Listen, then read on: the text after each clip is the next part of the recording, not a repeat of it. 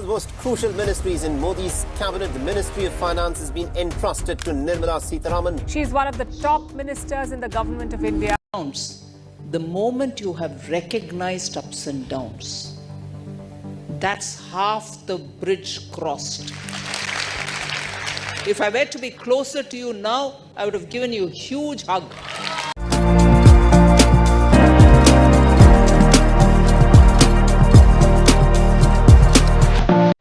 कदम कदम पर मुश्किलें, राह में तूफान था, पर जो ठान लिया दिल में वो हकीकत में अंजाम था। क्या आपने कभी सोचा है कि एक साधारण परिवार की बेटी जो कभी एक होम डेकोर स्टोर में सेल्स पर्सन हुआ करती थी, वह भारत की वित्त मंत्री कैसे बन गई? कैसे उन्होंने हर एक चुनौती को पार किया? कौन सा वो लम्हा था जिसने उनकी ज़िंदगी की दिशा बदल दी? हेलो दोस्तों, आज की इस वीडियो में मैं आपका स्वागत करता हूँ। आज हम आपको लेकर चलेंगे उस प्रेरणादायक सफ़र पर जो संघर्ष, साहस और सफलता की अनसुनी कहानियों से भरा हुआ। यह कहानी है finance minister of India Nirmala Sitharaman ji की। 18 अगस्त 1959 को तमिलनाडु की मदुरई में एक मिडिल क्लास फैमिली में जन्मी निर्मला जी बचपन से ही शिक्षा के प्रति समर्पित थी। उनके माता पिता सावित्री और नारायण सीतारमण ने अपनी बेटी में अनुशासन और मेहनत की आदत बचपन से ही डाली थी। उन्होंने अपनी प्रारंभिक शिक्षा Sacred Heart Convent Anglo Indian School Ballipuram में पूर्ण की और उनकी आगे की स्कूलिंग डिफरेंट स्कूल्स में हुई, जैसे कि Vidyodaya School, Saint Philomena's School, Holy Cross School. Schooling complete करने के बाद उन्होंने तिरुचिरापल्ली के एक कॉलेज में एडमिशन लिया, जहां से वह बीए इकोनॉमिक्स की डिग्री लेती हैं। ग्रेजुएशन कंप्लीट करने के बाद वह जेएनयू जवाहरलाल यूनिवर्सिटी दिल्ली में एडमिशन लेती हैं और वहां से एमए इकोनॉमिक्स एंड एमफिल की डिग्री कंप्लीट करती हैं। एमफिल कंप्लीट करने के बाद वह पीएचडी के लिए भी एनरोल करती हैं, लेकिन उसी दौरान वह अपने पति के साथ यूके चली जाती हैं, जिसके कारण वह पीएचडी बीच में ही छोड़ देती हैं। यूके में निर्मला जी की वर्किंग लाइफ शुरू होती है। सरप्राइजिंग थिंग इज कि इंडिया की finance minister 28th most powerful women in world, उनकी करियर की शुरुआत होती है एज अ सेल्स वुमेन।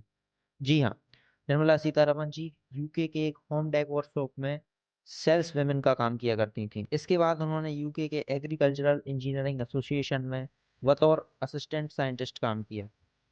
2003 में निर्मला जी भारत वापस आती हैं। उस समय अटल बिहारी वाजपेयी की सरकार में उन्हें महिला आयोग का सदस्य बना दिया जाता है। इस दौरान वह महिलाओं से जुड़े कई मुद्दों पर कार्य करती हैं, जिनसे उनका राजनीतिक प्रभाव और समझ तो बढ़ता ही है, लेकिन साथ में उन्हें पता चलता है कि भारतीय समाज में महिलाओं की क्या स्थिति है। उन्हें पता चलता है कि भारतीय समाज में महिलाओं को कैसे अवसरों से वंचित रखा जाता है, उन्हें अशिक्षित रखा जाता है और बहुत से दायरों में रखा जाता है। उस समय वह तय करती हैं कि इन सब रूढ़ियों को, इन सब विचारधाराओं को वह बदलेंगी। तो इस सदस्यता के बाद निर्मला जी राजनीति में आने का निर्णय लेती हैं।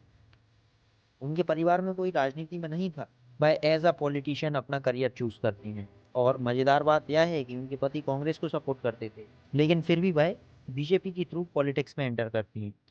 2008 में निर्मला सीतारमण जी बीजेपी ज्वाइन कर लेती हैं और 2010 में उन्हें बीजेपी का नेशनल स्पोक्स पर्सन बना दिया जाता है। उनके विचारों की स्पष्टता और बेबाक अंदाज ने उन्हें भारतीय राजनीति में एक दमदार पहचान दी। 2014 तक वह भारतीय जनता पार्टी में एज ए स्पोक्स पर्सन काम करती हैं। उसके बाद मोदी कैबिनेट में बतौर जूनियर मिनिस्टर शामिल हो जाती हैं। फिर 2017 में भारत के इतिहास में पहली बार एक महिला पूर्णकालिक रक्षा मंत्री बनती है और वह महिला थी निर्मला सीतारमण। इस पद पर रहते हुए उन्होंने 2019 के बालाकोट स्ट्राइक जैसे हिस्टोरिकल डिसीजन लिए, जिसने भारत की सुरक्षा नीति को नई दिशा प्रदान की।